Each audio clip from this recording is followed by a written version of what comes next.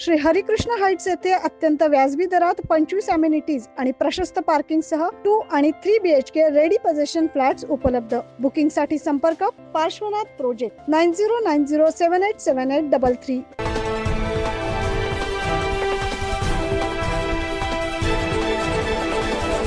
दिंडोरी, नाशिक, धुळे लोकसभा मतदारसंघातील निवडणुकीच्या प्रचाराच्या तोफा आज सायंकाळी थंडावल्यात। या मतदारसंघासाठी सोमवारी मतदान होणार आहे।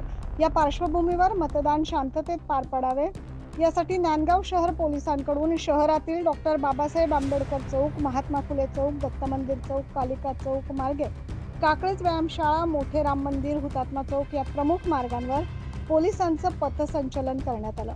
नांदगाव शहरात शांतता आणि सुव्यवस्था अबाधित राहावी यासाठी या पथसंचलनाचे आयोजन केले होते। नांदगाव पोलीस निरीक्षक प्रीतम चौधरी यांच्या मार्गदर्शनाखाली सहाय्यक पोलीस निरीक्षक सुनील बडे यांच्यासह पोलीस उपनिरीक्षक संतोष बहारकर, पोलीस उपनिरीक्षक मनोज वाघमारे या पथसंचलनामध्ये सहभागी होते। नांदगाव पोलीस ठाण्यात या पथसंचलनाचा समारोप झाला।